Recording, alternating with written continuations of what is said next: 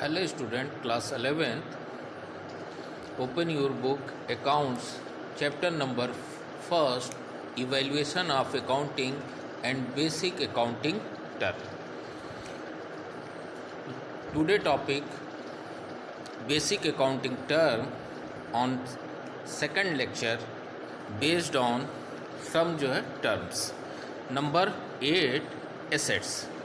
Assets are those valuable items which are owned by the business and help in smooth running of the business and generating revenue.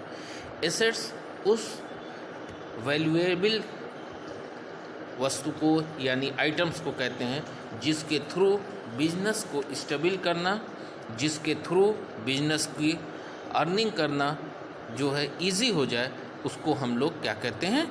Assets.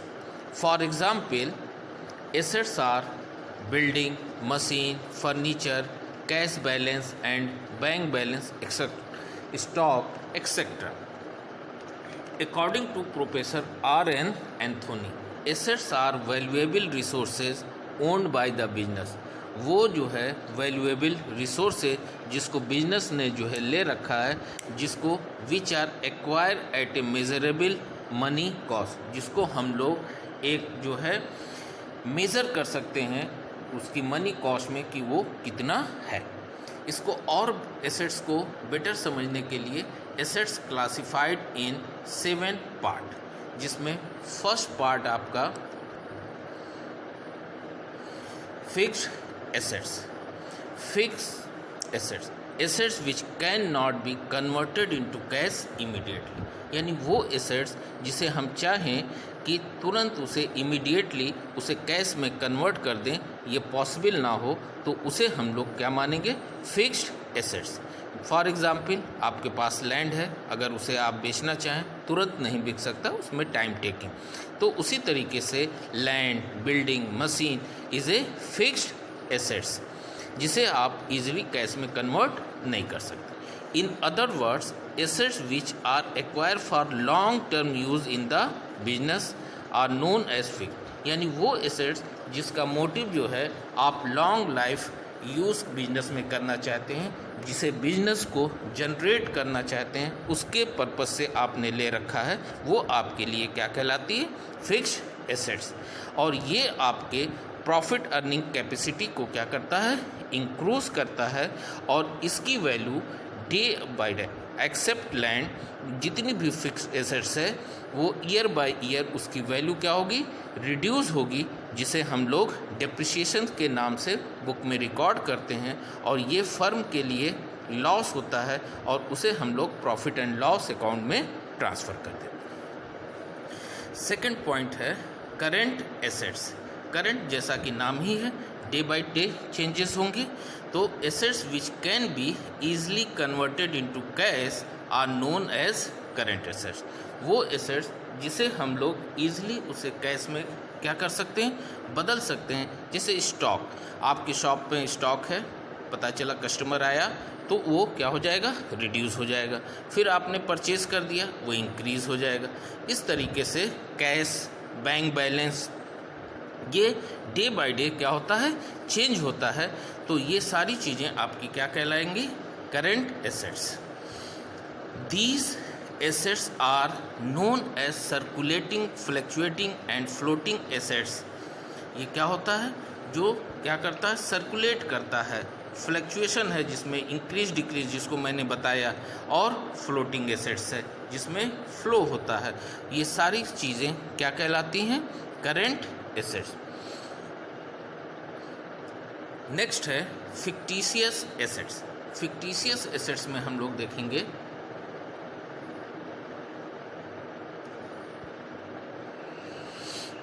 Fictitious asset, जैसा कि नाम ही है कि हम सिर्फ उसे assets assume करते हैं, लेकिन रियल में वो assets business point of view से नहीं होता.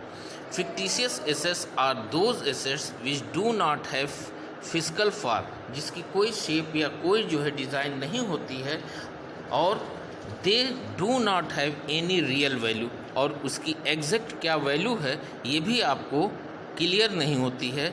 Actually they are not the real assets but they are called assets on legal and technical ground।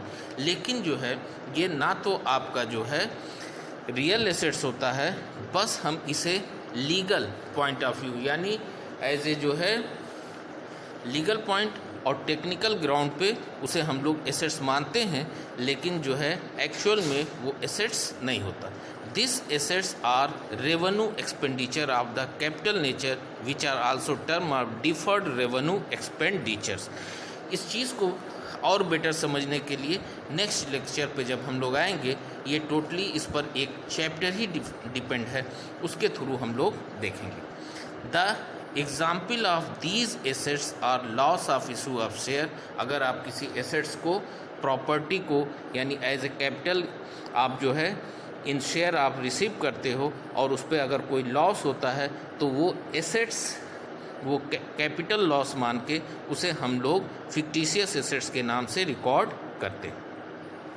Advertising expenses and preliminary expenses, आप जब कोई बिजनेस स्टार्ट करते हो तो बहुत से ऐसे एक्सपेंसेस करते हैं जिनको हम कोई हेड्स में शो ना करते, जैसे ओपनिंग सेरेमनी और अदर बहुत से एक्सपेंसेस हैं, तो वो सारी चीज़ें कहाँ जाती हैं प्रिलिमिनरी एक्सपेंसेस में, जिसे हम लोग जिसका बेनिफिट हमें बिजनेस में लॉन्ग लाइफ तक मिलता रहता है, मोर देन 1 ईयर, इसलिए हम इसे क्या मानते हैं फिक्टिशियस एसेट्स।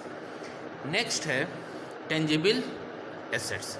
टेंजिबल एसेट्स वो एसेट्स जिसका जो है physical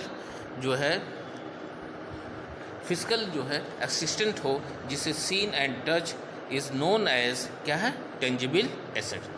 just like a land, building, plant, machinery, equipment, furniture, ठीक है, स्टॉक, ये सारी चीज़ें आपकी क्या कहलाती हैं, जिसको आप देख सकते हो, छू सकते हो, वो आपकी क्या कहलाती हैं, वो टेंजिबल एसेट्स। नेक्स्ट आता है आपका इनटेंजिबल एसेट्स।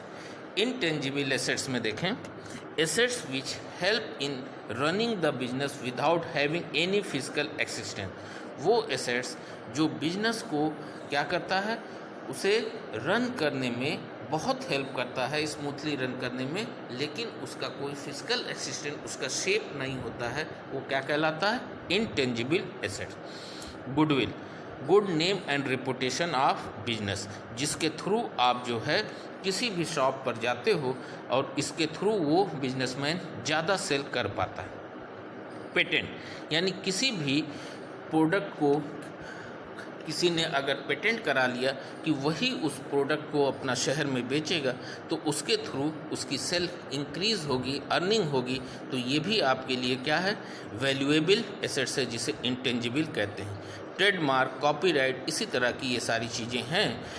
फिर goodwill of the business help in running it but not know physical presence, जिसे हमने पहले आपको एक्सप्रेस कर दिया। फिर आता है नंबर 4 वेस्टिंग एसेट्स, यानी ये एसेट्स तो है, लेकिन जिसे हम day by day, year by year जैसे जैसे इसे यूज़ करते जाएंगे, ये एसेट्स जो है ख़त्म हो जाएगी।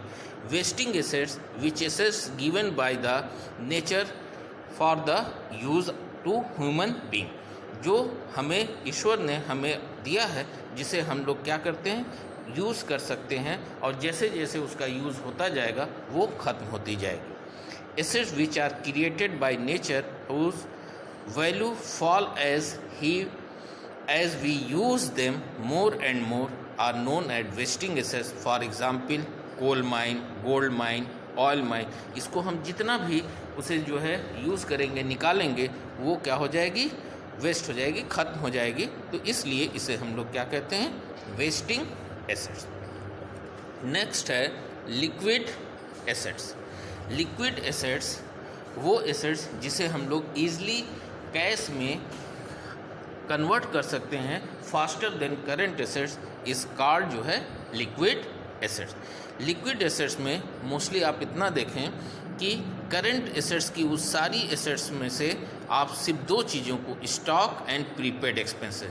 What is the prepaid expenses? Which expenses paid in advance but benefit are not received. तो ये आपके लिए भी एसेट्स होती है, ये स्टॉक है जिसे आप इजीली जो है क्विकली कैश में कन्वर्ट नहीं कर सकते हैं। तो आप इसे करंट एसेट्स से इन दो चीज़ों को माइनस कर दें, जो बाकी चीज़ आएगी वो आपकी क्या कहलाएगी, लिक्विड एसेट्स।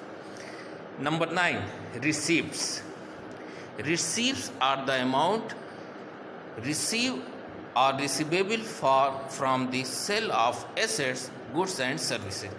वो सारी रिसीप्ट्स जो चाहे आपको कोई एसेट्स को सेल करके रिसीव किया गया हो या इनकम जनरेट करके मिली हो, अगर किसी के थ्रू भी या सर्विस प्रोवाइड किया हो, वो अगर रिसीव होती है तो वो आपकी रिसीप्ट्स कहलाती है। Receipts are classified in 2 parts, capital receipts and revenue receipts।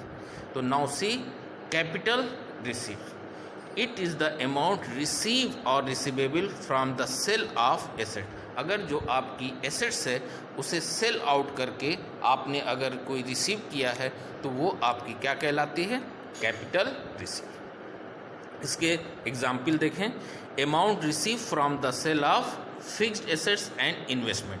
Property को सेल कर दिया और ये आपको जो अमाउंट मिलेगा, नॉट ए रिकरिंग, बार बार, यानी वो इनकम जो in one accounting year more than 1 time ना रिसीव हो पाए, वो आपकी क्या कहलाती है, कैपिटल रिसीव्स। नेक्स्ट है capital contributed bye proprietor. Proprietor जो एज ए कैपिटल देता है, ये भी जो है रिकरिंग नेचर्स के नहीं होते हैं, तो ये भी आपकी क्या है, कैपिटल रिसीव्स। आपने लोन अगर किसी फाइनेंशियल इंस्टीट्यूशन से रिसीव किया है, ये भी आपके लिए क्या है, capital receives. Revenue receives. Revenue receives, it is the amount receive and receivable from the sale of goods and services. यानी जो day by day business activities के थ्रू इनकम जनरेट होती है, उसके थ्रू जो अमाउंट रिसीव होगा वो आपके लिए क्या कहलाती है, revenue receive. For example, money obtained sale of goods. Sale of goods यानी बिजनेस एक्टिव में सेल्स आप जो है क्या है, वो डे बाय डे करते रहते हैं, यानी इट मीन्स की recurring natures. Interest and dividend receive from the investment. आप जो है अगर आपने कोई डिपॉजिट या कोई शेयर्स वगैरह परचेज़ किया तो उसकी इंटरेस्ट जो है वो एवरी ईयर आपको रिसीव होगी, ये रिकरिंग नेचर्स हैं, तो ये भी आपके लिए revenue. Commission and fees receive from the services random. जो आपने सर्विस दी है उसके थ्रू अगर कमीशन फीस मिलती है तो ये भी आपकी क्या है, revenue natures. Okay, thank you.